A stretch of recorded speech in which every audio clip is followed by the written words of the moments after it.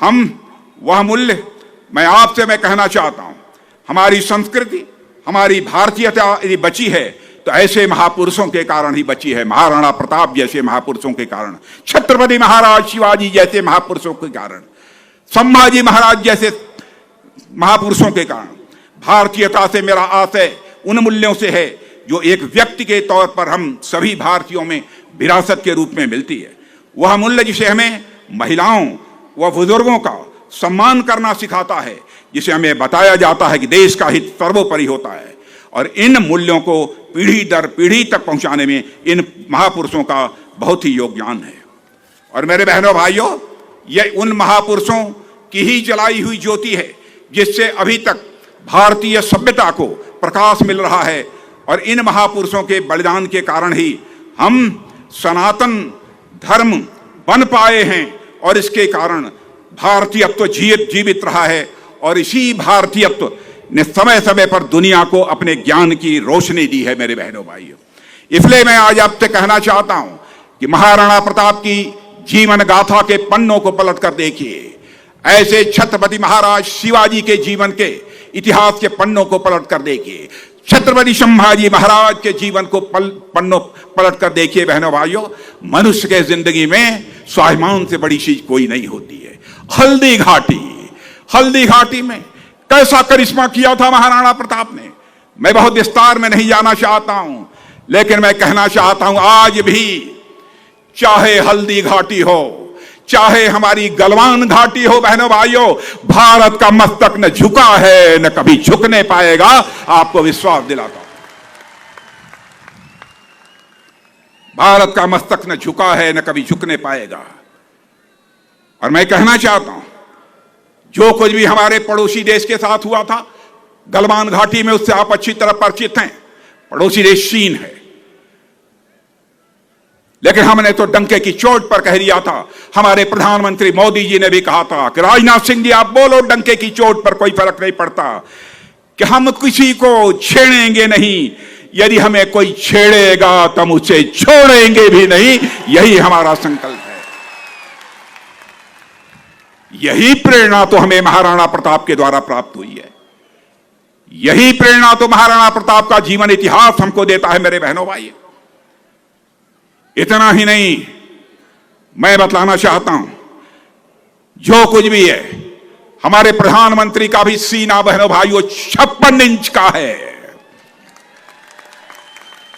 इसलिए हम आपको यकीन दिलाना चाहते हैं कि आपका कभी मस्तक हम लोग नहीं झुकने देंगे। हम लोगों ने तय किया है। मैं संरक्षण मंत्री हूं। सचमुच मुझे अजीबोगरीब लगता था जब मैं यह सुनता था कि भारत के सेना के जवानों के हाथों में राइफल, टैंक, गोले, बारूद, मिसाइल ये दुनिया के दूसरे देशों से बनकर आते थे। कैसा स्वाभिमान था। हमारे प्रधानमंत्री ने फैसला किया कि अब चाहे टैंक होंगे, बम होगा, गोले होंगे, टैंक होगा, मिसाइल होगी, अब हम दुनिया के दूसरे देशों से नहीं बनाएंगे, बल्कि हमारे भारत की धरती पर बनेगा, भारतवासियों के हाथों से बनेगा। बहनों भाइयों, भारत को हम आत्मनिर्भर बनाने का हम संकल्प ले चुके हैं। भारत आत्मनिर्भर बनेगा। 2014 के पहले दुनिया के देशों को हम केवल 900 करोड़ रुपए का एक्सपोर्ट करते थे। आज आप जैसे अपने कुटुंब के स्वाभिमानी लोगों के सामने आज ये बतलाने आया हूं मेरे बहनों भाइयों, 2014 में जहां 900 करोड़ रुपए के हथियारों का एक्सपोर्ट करते थे, आज हम 16,000 करोड़ से अधिक रुपए का एक्सपोर्ट दुनिया के दूसरे देशों को कर रहे हैं। अंतर्राष्ट्रीय जगत में भारत का कद ऊंचा हुआ है। यह बात मैं नहीं कर रहा हूं, इंटरनेशनल मॉनेटरी फंड के लोग भी कहते हैं, वर्ल्ड बैंक के लोग भी यह कहते हैं, भारत का मस्तक सारी दुनिया में ऊंचा हुआ है, भारत का कद बढ़ा है। पहले भी मैं विदेशों में जाता रहा हूं, आज भी विदेशों में जाता हूं। पहले मैं देखता था इंटरनेशनल फोरम पर, अंतर्राष्ट्रीय मंचों पर भारत कुछ बोलता था तो दुनिया भारत की बातों को ध्यान से नहीं सुनती थी, कहती थी भारत तो कमजोर देश है, सुनो न सुनो कोई फर्क नहीं पड़ता है। लेकिन बहनों भाइयों, सीना ठोक कर कह सकते हो, आज अंतर्राष्ट्रीय मंचों पर भारत कुछ बोलता है तो दुनिया कान खोलकर सुनती है कि भारत बोल क्या रहा है। यह है महाराणा प्रताप का भारत, यह है महाराणा प्रताप का भारत। और आप लोगों ने एक ऐसा 56 इंच चौड़े सीने का प्रधानमंत्री दे दिया है कि यूक्रेन में रूस और यूक्रेन के बीच जो युद्ध चल रहा था, यूक्रेन में हमारे 22,000 से लेकर 23,000 भारतीय छात्र फंसे हुए थे। उनके मां बाप हिंदुस्तान में कहते थे, अरे प्रधानमंत्री जल्दी से हमारे बच्चों को यूक्रेन से निकाल कर बाहर लाओ, नहीं कब रूस के बम गोले गिर जाएं और हमारे बच्चों की जिंदगी चली जाए। दुनिया में जो कोई देश नहीं कर पाया, हमारे प्रधानमंत्री ने किया। मेरे बहनों भाइयों, नाज है मुझे इस प्रधानमंत्री पर। उन्होंने रूस के राष्ट्रपति मिस्टर पुतिन से भी बात की, यूक्रेन के राष्ट्रपति मिस्टर जेलेंस्की से भी बात की, और जरूरत पड़ी तो अमेरिका के राष्ट्रपति बाइडेन से भी बात की। थोड़ी देर के लिए युद्ध रुक गया और हमारे भारतवासी यूक्रेन से भारत की धरती पर आ गए। यह है भारत। एक पड़ोसी देश है हमारा।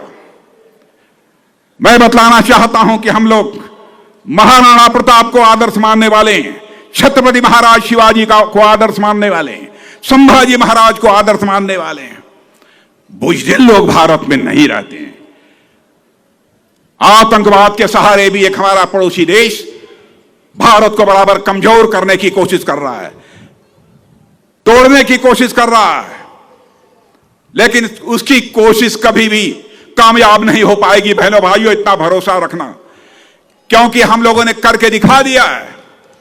हमारे प्रधानमंत्री ने, आपने देखा होगा कि जिस समय पुलवामा का, गलवान घाटी का जब कांड हुआ था, यूई का कांड हुआ था, उसमें वह करिश्मा कर दिखाया हमारे यहां के सेना और सुरक्षा के जवानों ने कि हमने दुनिया को साफ संदेश दे दिया है कि भारत के अंदर वह ताकत है कि हम दुश्मन को इस पार भी मार सकते हैं और जरूरत पड़ी तो उस पार भी जाकर मार सकते हैं।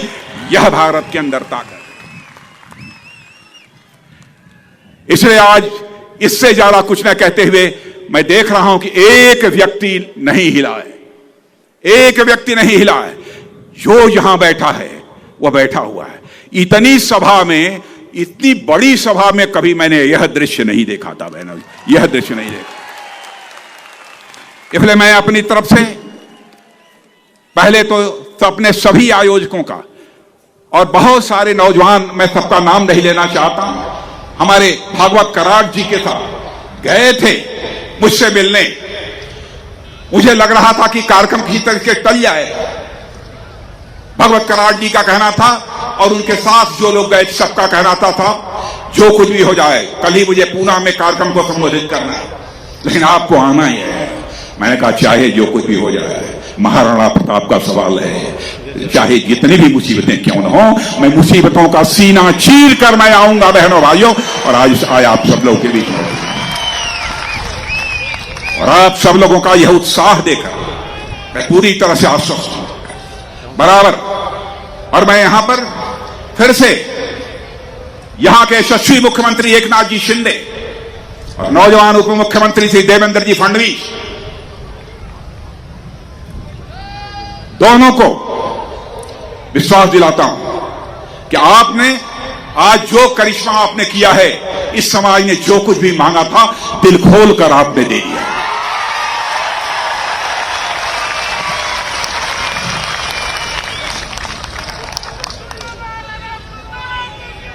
मैं इतना कहना चाहता हूं, जो लोग यहां पर बैठे हैं कभी एहसान फरामोश नहीं हो सकते बहनों भाइयों।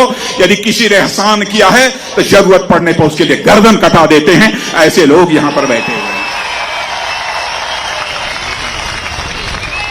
आज के इस अवसर पर इससे ज्यादा कुछ न कहते हुए मैं पुनः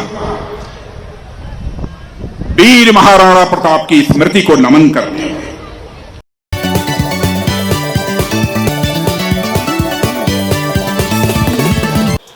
निकाय चुनाव को सेमीफाइनल की तरह देखा जा रहा था और इस सेमीफाइनल में भारतीय जनता पार्टी ने 17 में से 17 जो नगर निगम सीटें थी उन सभी पर जीत हासिल की है। लोग क्या बोलते हैं, क्योंकि सेमीफाइनल की तरह देखा जा रहा था, विपक्षी दलों का भी दावा था, तो तमाम सारे लोगों का क्या सोचना है, क्या समझना है, हम बात भी करेंगे। जरा सबसे पहले आपसे समझना चाहेंगे कि निकाय चुनाव के नतीजे आए हैं, भारतीय जनता पार्टी ने एक बार फिर कीर्तिमान बनाया, क्या कहेंगे, कैसे देखते हैं? देखिए, ये जनता का मतदान है और जनता जिसको चाहती है उसको राजा बनाती है और जिसको चाहती है उसको बंदर बनाती है। अब अगर जनता ने कुछ समझ के रुझान दिया है तो जनता ने तो अपने हिसाब से ही सही दिया है, बाकी आगे का क्या निर्णय है वो फिर अपना जनता तय करेगी। अब जनता का मतदान है। क्यों भैया, क्या कहेंगे? भैया, देश की जनता सर्वोपरि है और देश की जनता ने जो फैसला लिया है, उनका मानना है कि केंद्र में मोदी और प्रदेश में योगी। ये हमारे जो माननीय प्रधानमंत्री और माननीय हमारे मुख्यमंत्री जी जिस तरह से एक समाज को लेके चल रहे हैं, धर्म को लेके चल रहे हैं, सभी मजहब को लेके चल रहे हैं। हमारे आपने देखा होगा निकाय चुनाव में बहुत से हिंदू और मुस्लिम मतदाताओं ने भारतीय जनता पार्टी को समर्पित भाव से वोट दिया, क्योंकि जो केंद्र की नीतियां हैं उसमें विकास को लेकर कितने प्रधानमंत्री आवास योजनाओं में कितने मकान दिए गए, अन्य योजना माननीय मुख्यमंत्री जी की है। तमाम सारी योजनाएं तो हैं दादा सरकार की। निकाय चुनाव भी देखा, कर्नाटक में क्या लग रहा है, कहाँ कमी रह गई? अब कर्नाटक में कहीं ना कहीं संगठन दोबारा फिर अपने कार्यकर्ताओं को एक्टिव करने का प्रयास कर रहा है और जो चुनाव में थोड़ी सी कहीं ना कहीं भूल चूक हो जाती है, लेकिन ऐसा नहीं है कि पुनः हम लोगों को मेहनत करना पड़ेगी और अगले समय में कर्नाटक में भी भारतीय जनता पार्टी का परचम फहराएगा। दादा, निकाय चुनाव को सेमीफाइनल की तरह देखा जा रहा था, क्या कहेंगे? बीजेपी ने तो बाजी मार ली। जो मेहनत करेगा उसकी सीटें आएंगी, चाहे कोई भी पार्टी हो। और बताइए, तो क्या लग रहा है कर्नाटक में कहाँ कमी रह गई थी? कमी रह गई। दल तो सारे मैदान में थे, सबके वादे थे, सबने जनता से बात की, सीधे जनसंपर्क अभियान चलाया गया, तो क्या लग रहा है कहाँ कमी रह भाई, जिसने पब्लिक को मोटिवेट किया उसकी जीत हुई। यूपी के लिए क्या, कौन से दल को सही मानते हैं? हम आपकी राय क्या है, यूपी के लिए कौन सा दल सही है? मैं तो एक वोटर हूँ, एक वोट का मालिक हूँ, मैं अपनी बात कह सकता हूँ। और जो बढ़िया आदमी उसको मैं वोट दूंगा, नाम किसी का मैं क्या दूँ। सभी लोग अच्छे होते हैं, अपनी अपनी सरकार का कोई अपनी चाहता नहीं सीट गंवाना, क्या कभी कोई नहीं चाहता कि मेरी सीट चली जाए। हाँ, कुछ कमियां हो जाती है इसलिए उनकी सीट चली जाती है, उनकी सरकार चली जाती है, उनकी सरकार गिर जाती है, फिर दूसरा आता है, वो अपनी कमी कुछ होती है, पब्लिक फिर उसको गिरा देती है, ये होता है। तो समाजवादी पार्टी कह रही है कि सेमीफाइनल था, भले ही बीजेपी ने बाजी मार ली हो, लेकिन आने वाला जो 24 का चुनाव है उसमें नतीजे बदलेंगे। बिल्कुल बदलेंगे, हर तरफ माननीय मोदी जी ही दिखाई देंगे, कमल का फूल दिखाई देगा और 2024 में बहुत बड़ी बहुमत के साथ में भारतीय जनता पार्टी का परचम फहराएगा और पुनः इस पूरे देश की जनता मिलकर भारतीय जनता पार्टी को समर्पित भाव से वोट सपोर्ट देकर मोदी जी को फिर केंद्र की सीट पे प्रधानमंत्री बनाएंगे, ऐसा संकल्प हम सभी का है। बीजेपी ने निकाल लिया है निकाय चुनाव, क्या कहेंगे? निकाय चुनाव निकाल लिए तो इसमें कौन सी हुई? शहरों के फाइनल की तरह देखा जा रहा है दादा। देखो, एक बात, निकाय चुनाव में गाँवों की वोट नहीं है, एक बात मान लीजिए। प्रधानी का चुनाव नहीं था तो निकाय चुनाव में गाँव की वोट नहीं है, एक बात। दूसरी बात कि सत्ता का गलत उपयोग भी किया गया है। देखो, हम जहाँ रहते हैं वहाँ एक अखिलेश भार्गव, वो भी खड़ा था साइकिल से, और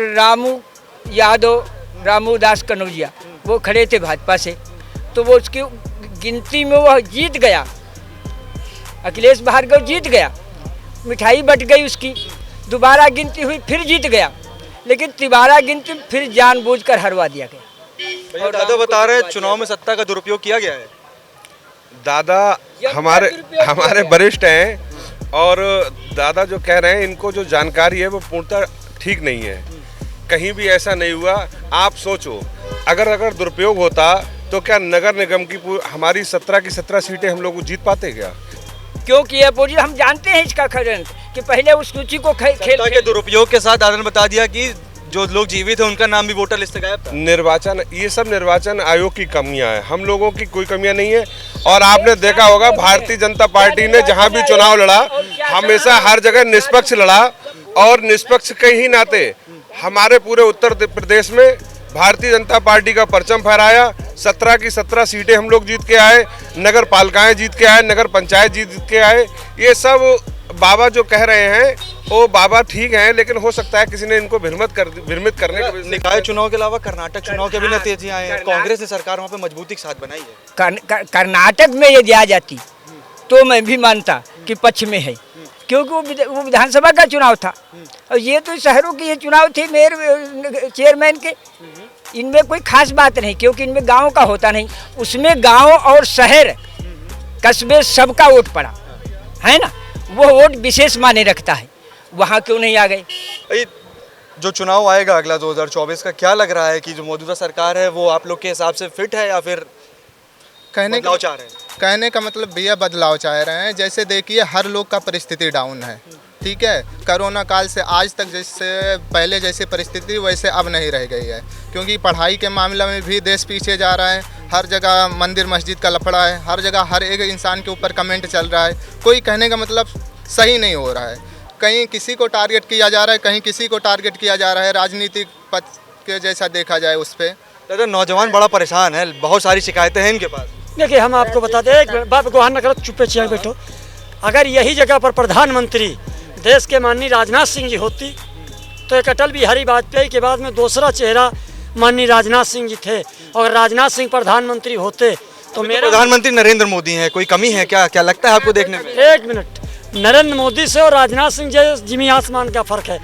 राजनाथ सिंह एक विचारधारा है और ज़मीन से चढ़ के जो 77 में पहली बार विधायक रहा, अनेकों पद पर हो रहा, सिर्फ देश के प्रधानमंत्री ही पद पर नहीं रहा। अगर आज इस जगह पर माननीय राजनाथ सिंह जी प्रधानमंत्री होते तो देश का कोई दूसरा ही नक्शा होता। दादा निकाय चुनाव था, नतीजा आया, भाजपा एक बार फिर बड़ा कीर्तिमान रची है, क्या कहेंगे? हम कुछ नहीं कहें। भाजपा ने तो बाजी मारी है, सारे सबकी सब सीटें बन लगा, 17 की 17 सीटें जीती है भाजपा ने बन लगा है। और बन लगा है आप प्रचार ही ना करें, मोदी सरकार तो बन लगा सन 24 में बन लगा, दावे के साथ कहता हूँ बन लगा बड़ी संख्या में सांसद चुन के आएंगे। कुछ और लोग भी हमारे साथ हैं, हम बात करेंगे। निकाय चुनाव के नतीजे आए हैं, देखे होंगे आपने, सेमीफाइनल की तरह इसको एक तरह से देखा जा रहा था, क्या लग रहा है, सही हुआ या फिर कुछ परिवर्तन चाह रहा है प्रदेश? जब परिवर्तन चाहता तो दूसरे को ना ला दे दें। आप लोग इसी तरह की बात, महंगाई बेरोजगारी, इस पे आप लोग कुछ बोलते हैं ना कहीं किसी। महंगाई को लेकर मैंने कई सवाल पूछे, नौजवान जो है वो परेशान है, 103 रुपए लीटर पेट्रोल है, क्या कहेंगे? अच्छा, जो बेरोजगार नौजवान सड़कों पे घूम रहा है, वांट निकालते हो, ये मथुरा वाले लड़के को बनारस भेजते हो, बनारस वाले को मथुरा भेजते हो, उसके जेब के पैसे तो खाली करवा लिए, परीक्षा दिलवा लिए, रिजल्ट निकलता नहीं। जो मोदी जी ने कहा था हर साल 2 करोड़ लोगों को रोजगार देंगे, कि दिया 2 करोड़ लोगों को, 6 12 करोड़ लोगों को रोजगार दिया रोजगार की बात करो। नौजवान सड़कों पे घूम रहा है, 7-7 हज़ार 9-9 हज़ार 7 हज़ार में उसका खून पी रहे हैं। हम इसके अलावा कुछ नहीं बोलेंगे। और उनकी मेहनत आपने देखा होगा कि मुख्यमंत्री होते हुए भी किस तरह से मेयर के चुनाव में उन्होंने जहां मां शाकंभरी देवी का स्थान है, सहारनपुर से शुरुआत की, और सहारनपुर से मां शाकंभरी देवी के आशीर्वाद से पूरे उत्तर प्रदेश के सभी जिलों में। क्या लग रहा है कर्नाटक में कहाँ कमी रह गई थी? कर्नाटक में देखिए वहाँ सवाल उठ रहा है, कर्नाटक में वहाँ एक बार सरकार बीजेपी की बनती है, एक बार कांग्रेस की बनती है, जैसे राजस्थान में है, हिमाचल में, ठीक है ना। वहाँ सरकार वोट सीटें हमारी कम हुई हैं, वोट परसेंटेज बढ़ा है, लोकसभा में फिर सीटें बढ़ेंगी। लोकतंत्र में हार जीत चलती रहती है। जो उत्तर प्रदेश की बात अलग है, कर्नाटक की बात अलग। उत्तर प्रदेश में जो जीत मिली है इसका पूरा श्रेय श्री योगी आदित्यनाथ जी की है और उनकी मेहनत की देन है। निकाय चुनाव देखा कर्नाटक में, कर्नाटक की जीत पर कांग्रेस का तो कहना है कि भारतीय जनता पार्टी जो है वो बजरंगबली के नाम से बहुत दिनों से राजनीति कर रही थी और रूठ गए हैं, क्या कहेंगे? बजरंगबली रूठे नहीं है, क्योंकि पूरे देश के अंदर आप देख लीजिए, माननीय योगी आदित्यनाथ महाराज जी और आदरणीय नरेंद्र भाई मोदी जी, जो पूरे देश में जो है आज उनकी लहर चल रही है और आंधी नहीं पूरी सुनामी चल रही है। तो इस प्रकार से जो है कांग्रेस में कुछ समीकरण थे जिन कारण से जो है हम लोग वहाँ पर जो है थोड़ी निराशा हाथ लगी। पर आप देखिए आगे जो है आगामी लोकसभा यूपी की, तो आने वाला जो चुनाव है 2024 का, क्या लग रहा है कि भारतीय जनता पार्टी प्रदेश के लिए ठीक है, योगी आदित्यनाथ ठीक है या फिर परिवर्तन चाह रहे हैं? आप ये देखिए, अभी निकाय चुनाव हुआ है, उसमें बिल्कुल क्लीन स्वीप हो चुका है।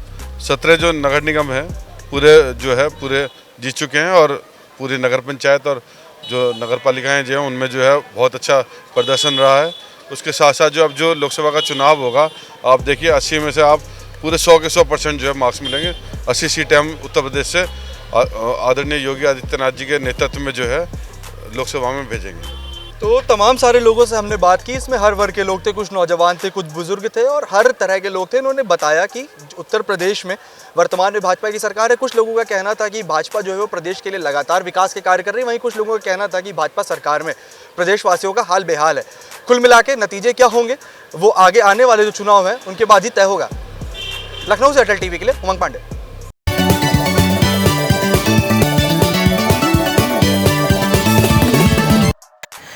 मुख्यमंत्री श्री पुष्कर सिंह धामी ने रविवार को दून विश्वविद्यालय देहरादून में राष्ट्रीय होम्योपैथिक सम्मेलन होम्योकॉन 2023 का शुभारंभ किया। इस अवसर पर मुख्यमंत्री ने होम्योपैथिक पर बनी डॉक्यूमेंट्री को लॉन्च किया।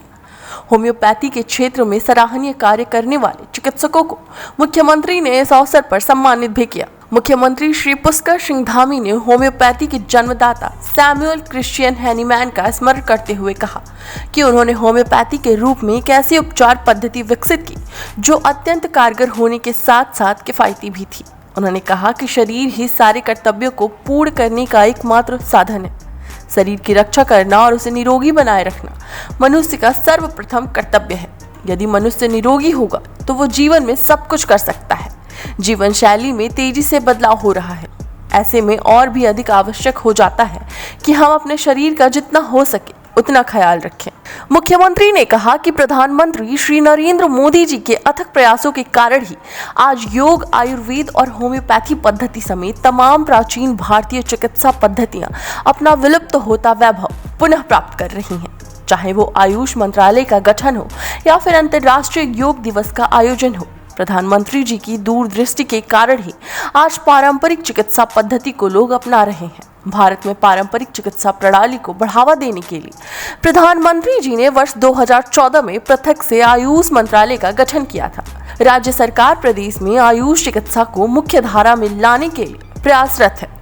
मुख्यमंत्री ने कहा कि विश्व स्वास्थ्य संगठन द्वारा होम्योपैथी को विश्व की दूसरी सबसे बड़ी प्रचलित चिकित्सा पद्धति मानी गई है। हम सभी ने कोरोना काल में होम्योपैथी की दवाइयों सहित पारंपरिक चिकित्सा के महत्व को बहुत करीब से देखा है, जिसके बाद होम्योपैथी की विश्व भर में स्वीकार्यता बढ़ी है। इन सुखद परिणामों के चलते ही नई स्वास्थ्य नीति में होम्योपैथी को एक प्रमुख चिकित्सा पद्धति के रूप में स्थान मिला है। राज्य सरकार देवभूमि को एक महत्वपूर्ण आयुष प्रदेश के रूप में स्थापित करने हेतु कृत संकल्पित है। उन्होंने कहा कि उत्तराखंड जैसे विषम भौगोलिक परिस्थिति वाले राज्य में आयुष और विशेष रूप से किफायत और कारगर होने के कारण होम्योपैथी चिकित्सा पद्धति की महत्ता बढ़ जाती है। उन्होंने आशा व्यक्त की कि इस कार्यशाला में होने वाले विचार विमर्श एवं चिंतन से होम्योपैथी के विकास में और अधिक गति मिलेगी।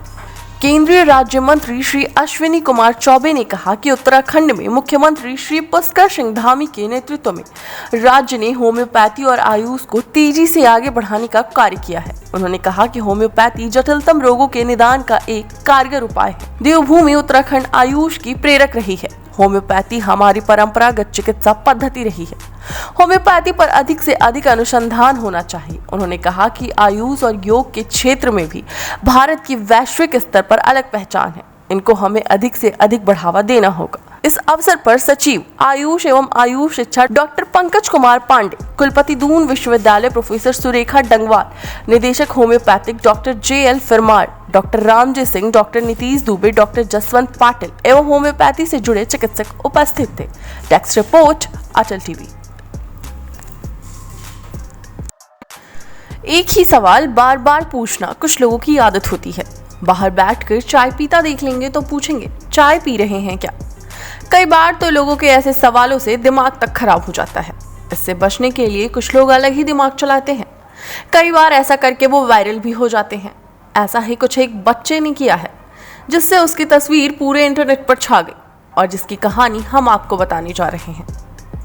इस बच्चे के हाथ पर एक प्लास्टर बंधा है। माना जा रहा है बच्चे का हाथ टूट गया होगा। लोग इससे बार बार पूछ रहे थे कि आखिर प्लास्टर कैसे बंधा। शुरू में तो उसने सबको इस सवाल का जवाब दिया, लेकिन इस एक सवाल ने उसे इतना परेशान कर दिया कि उसने गजब दिमाग लगाया और प्लास्टर पर लिखा कि साइकिल से गिर गया था, टूट गया है। अब कोई भी सवाल पूछने से पहले इसे पढ़ लेगा तो सवाल नहीं पूछेगा।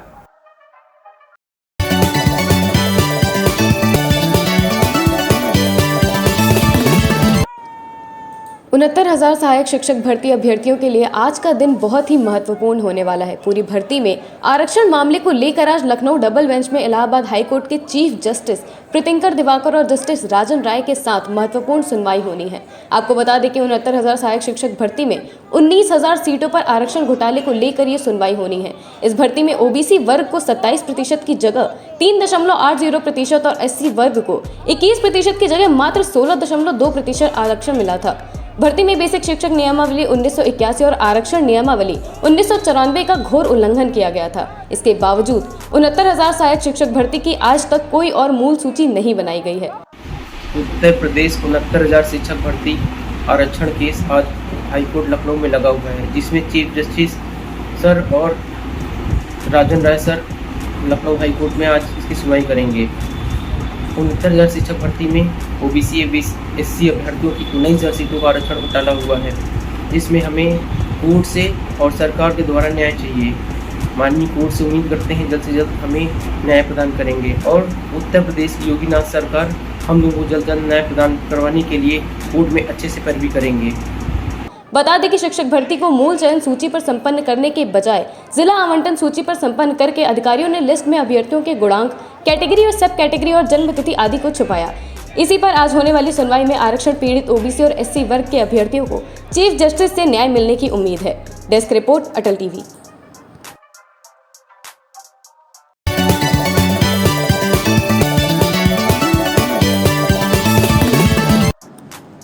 सुभाष घई की नजरें उस लड़की पर अटक कर रह गई। क्या खूबसूरत डांस था उसका, चेहरे पर मोहक मुस्कान, सादगी भरी सुंदरता। सुभाष घई कश्मीर आए तो थे अपनी नई फिल्म के लिए लोकेशन तलाश रहे, लेकिन उन्हें एक फ्रेश चेहरा। सुभाष घई की नजरें घूमते घूमते पहुंच गए थे फिल्म आवारा बाग के था उसका, चेहरे पर मोहक मुस्कान, उस समय कश्मीर में हो रही सुंदरता। वहीं उन्हें एक गाने पर वो लड़की अपनी नई फिल्म के लिए लोकेशन तलाश रही, हेयर ड्रेसर खाते, लेकिन उन्हें एक फ्रेश चेहरा की एक ट्रेंड कथक डांसर घूमते घूमते पहुंच गए थे फैसला ले आवारा बाग उस लड़की से मिले और कहा मुंबई उस समय कश्मीर में हो। वो लड़की थी माधुरी दीक्षित। वहीं उन्हें एक गाने पर वो लड़की डांस करती थी। एक स्पेशल डांस का ऑफर दिया था। खातून ने 15 मई 1967 को ट्रेंड कथक डांसर मध्यम वर्गीय महाराष्ट्र ने ब्राह्मण परिवार में जन्मी उस लड़की माधुरी के फिल्मी दुनिया में मुंबई आकर फिर छा जाने की वो लड़की थी माधुरी पूरी फिल्मी है। घई ने अपनी फिल्म चार भाई बहनों में स्पेशल डांस का ऑफर दिया था। उनके पिता 15 मई 1967 से मुंबई के एक मध्यम वर्गीय महाराष्ट्र ब्राह्मण परिवार 9-10 साल की उम्र तक की फिल्मी दुनिया में पहुंचने और फिर छा जाने की कहानी मुंबई के अंधेरी ईस्ट में जेबी नगर में भाई बहनों में सबसे छोटी है माधुरी। उन्होंने स्कूल ड्रामा और डांस दीक्षित पेशे से इंजीनियर हैं और मास्टर लता कॉलेज हाउसवाइफ और माइक्रो 10 साल की उम्र तक माधुरी कथक की शिक्षा इस समय तक किसी ने नहीं सोचा था कि वो बॉलीवुड मुंबई के अंधेरी ईस्ट में एक दिन नगर में अपने परिवार के साथ रहते सामने थे नदिया के पार फिल्म और डांस कंपटीशन में भाग लिया। गोविंद स्कूल से निकलकर उन्होंने पूरे परिवार और माइक्रोबायोलॉजी से ग्रेजुएशन करने लगी। नई समय तक किसी ने नहीं सोचा माधुरी को मुख्य नायिका का रोल, लेकिन एक दिन उनके माधुरी का परिवार मिडिल क्लास था। सामने थे नदिया के पार में भेजने को लेकर और थोड़ी चिंता हुई गोविंद मुनि, लेकिन जब वे ताराचंद पूरे परिवार के सामने राष्ट्रीय कंपनी की तरफ से नई फिल्म अबोध के लिए 15 साल की मुख्य नायिका का अबोध के जरिए फिल्मी दुनिया में माधुरी का परिवार मिडिल क्लास। हालांकि 1984 में रिलीज हुई ये फिल्म बुरी तरह थोड़ी चिंता हुई, लेकिन जब वे ताराचंद बरजातिया से मिले, पढ़ाई छोड़कर अक्षय पूरी तरह सिनेमा हीरोइन नाग के निर्देशन फिल्मों में छोटे मोटे रोल मिलने लगे अबोध के जरिए। लेकिन घई जब वादे के मुताबिक माधुरी से हालांकि 1984 में रिलीज हुई ये फिल्म पूरी तरह फ्लॉप रही, लेकिन माधुरी के डांस वाला आइडिया तो ड्रॉप हो गया था। पढ़ाई छोड़कर सुभाष घई ने कुछ बड़ा सिनेमा की तरफ मुड़ गई। 17 जनवरी 1986 को स्क्रीन मैगजीन, लेकिन घई जब वादे के मुताबिक माधुरी से मुंबई में मिले तो की ओर से पूरे 6 पेज का विज्ञापन दिया गया। कर्मा में माधुरी के डांस वाला आइडिया तो ड्रॉप हो गया था, लेकिन सुभाष घई ने घोषणा में माधुरी दीक्षित को बतौर लीड 17 जनवरी 1986 को घई के अलावा यश चोपड़ा, शशि कपूर, बोनी कपूर, मुक्ता आर्ट्स की ओर से केसी बोकारिया जैसे फिल्मकारों के प्रोजेक्ट भी आ फिल्मों की घोषणा हुई।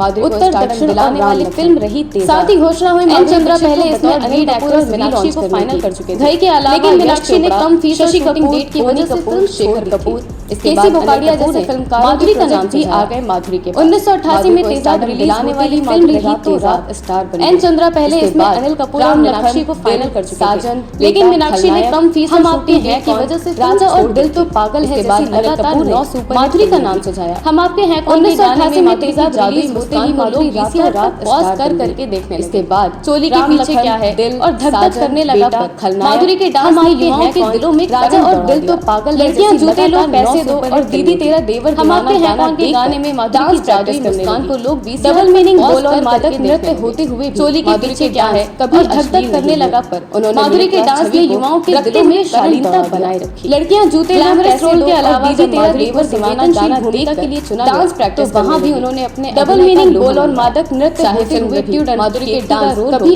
लज्जा की जानकी या गुलाबो गैंग की छवि को रखते हुए शालीनता में जब कीर्ति कहती है कि ग्लैमरस रोल के अलावा जब माधुरी परमेश्वर बनने की भूमिका के लिए चुना गया तो वहां भी उन्होंने अपने अभिनय से गूंज जाता है। चाहे फिल्म मृत्यु फिल्म फेयर के लिए माधुरी दीक्षित लज्जा की जानकी या गुलाबो गैंग की अवार्ड जीता। उनके लिए दीवान में भी इस कदर थी है कि जब उन्होंने डॉक्टर राम लेने से शादी की घोषणा की कोशिश तो करोड़ों युवाओं का पूरा सिनेमा हॉल तालियों से हिंदी सिनेमा की इस आखिरी सुपर एक्ट्रेस फिल्म फेयर के लिए माधुरी दीक्षित 17 बार नॉमिनेट और 6 बार अवार्ड जीता। उनके दिलों के लिए दीवान की इस कदर थी कि जब उन्होंने डॉक्टर राम लेने से शादी की घोषणा जो जीते जी एक करोड़ों युवाओं का दिल टूट गया। डेस्क रिपोर्ट हिंदी सिनेमा की इस आखिरी सुपर एक्ट्रेस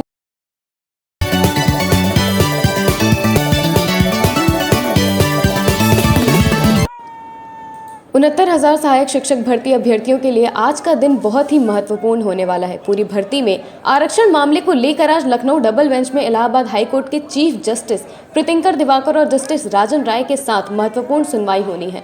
आपको बता दें कि 69,000 सहायक शिक्षक भर्ती में 19,000 सीटों पर आरक्षण घोटाले को लेकर ये सुनवाई होनी है। इस भर्ती में ओबीसी वर्ग को 27% की जगह 3.80% और एससी वर्ग को 21% की जगह मात्र 16.2% आरक्षण मिला था। भर्ती में बेसिक शिक्षक नियमावली 1981 और आरक्षण नियमावली 1994 का घोर उल्लंघन किया गया था। इसके बावजूद 69,000 सहायक शिक्षक भर्ती की आज तक कोई और मूल सूची नहीं बनाई गई है। उत्तर प्रदेश 69,000 शिक्षक भर्ती आरक्षण केस आज हाईकोर्ट लखनऊ में लगा हुआ है, जिसमें चीफ जस्टिस सर और राजन राय सर लखनऊ हाईकोर्ट में आज इसकी सुनवाई करेंगे। 69,000 शिक्षक भर्ती में ओबीसी एससी अभ्यर्थियों की 19,000 सीटों का आरक्षण घोटाला हुआ है, जिसमें हमें कोर्ट से और सरकार के द्वारा न्याय चाहिए। माननीय कोर्ट से उम्मीद करते हैं जल्द से जल्द हमें न्याय प्रदान करेंगे और उत्तर प्रदेश की योगीनाथ सरकार हम लोगों को जल्द न्याय प्रदान करवाने के लिए कोर्ट में अच्छे से पैरवी करेंगे। बता दें कि शिक्षक भर्ती को मूल चयन सूची पर संपन्न करने के बजाय जिला आवंटन सूची पर संपन्न करके अधिकारियों ने लिस्ट में अभ्यर्थियों के गुणांक, कैटेगरी और सब कैटेगरी और जन्म तिथि आदि को छुपाया। इसी पर आज होने वाली सुनवाई में आरक्षण पीड़ित ओबीसी और एससी वर्ग के अभ्यर्थियों को चीफ जस्टिस से न्याय मिलने की उम्मीद है। Desk report, Atal TV.